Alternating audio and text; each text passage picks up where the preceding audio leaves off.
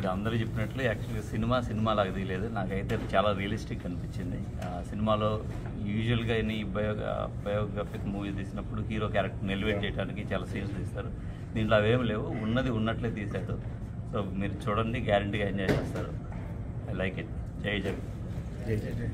ఇది యాత్ర ప్రీమియర్ అయిపోయిన తర్వాత ఇది just straight away to that yellow journalist Maheen ఎవడో అడిగాడు కదా, వాడు యాత్ర 1 యాత్ర 2 ఏదో చెప్పావు కదరా సిరీస్, రాసుకోరా ఇంకొక 30 years యాత్ర 3 యాత్ర 4 ప్రతిసారి ఉంటుంది. నీలాంటి వాళ్ళ కోసమే ఉంటుందిరా. మేము ఇలానే జగన్ సపోర్ట్ చేస్తుంటాం. జాతీయ పార్టీలు అందరూ కట్టుకొని రండి.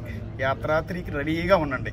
ఓకే, అది ఎప్పుడు 2029 అలా ప్రతి 5 yearsకి ఒక సిరీస్ వస్తుంటుంది. రాసుకుంటా ఉండండి కూర్చొని. నువ్వు అదే క్వశ్చన్ అడుగుతా ఉండరా మహి, నువ్వు అలానే చెప్తా ఉండు సమాధానం. మేము ఇలానే సపోర్ట్ చేస్తూ ఉంటాం. జై Jagan. Movie it's a very wonderful movie. దగ్గర నుంచి చూసాం కాబట్టి చాలా సీన్స్, చాలా స్టోరీలో అన్నీ దగ్గరగా మనసు కత్తుకున్నట్టున్నాయి. And it's an inspirational story. ఒక పర్సన్ అనుకుంటే ఏదైనా సాధించగలడు అనేది సినిమాలో చాలా బాగా చూపించారు. With families please go and watch the movie.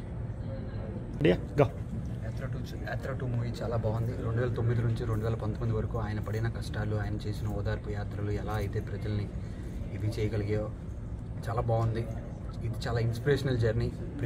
ప్రతి యూత్ మెంబర్ వెళ్ళి ఆయన జీవిత చరిత్రని ఒక ఆదర్శంగా తీసుకొని అందరూ ఇన్స్పైర్ అవ్వాల్సిన స్టోరీ ఇది.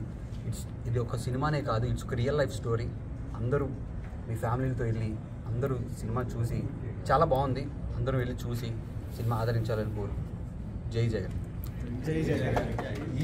ఈ సినిమాతో మన విక్టరీని స్టార్ట్ చేద్దాం.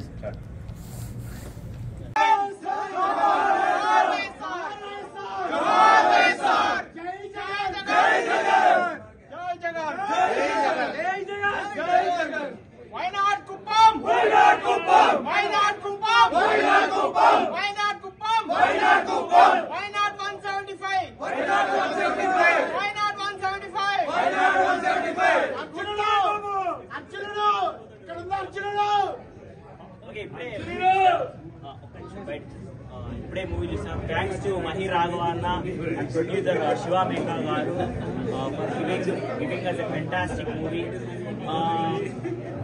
మూవీ చూసిన తర్వాత మాకందరికీ అనిపించింది ఏంటంటే, ప్రతి ఒక్కరికి లైఫ్లో ప్రాబ్లమ్స్ ఉంటాయి. చిన్న స్మాల్ ఇష్యూస్కి, స్మాల్ ప్రాబ్లమ్స్కి అందరం భయపడిపోతూ ఉంటాం. జగనన్న పర్సిస్టెన్స్ కానీ, జగనన్న హార్డ్ వర్క్ కానీ, అనుకున్నది రీచ్ అయిన విధానం చూపించడం కానీ, ఇట్స్ ద బెస్ట్. యూనో, ప్రతి ఒక్కరికి లైఫ్లో గోల్స్ అచీవ్ అవ్వాలనుకుంటారు, కానీ మధ్యలో చిన్న ఇష్యూస్కి ఆగిపోతారు.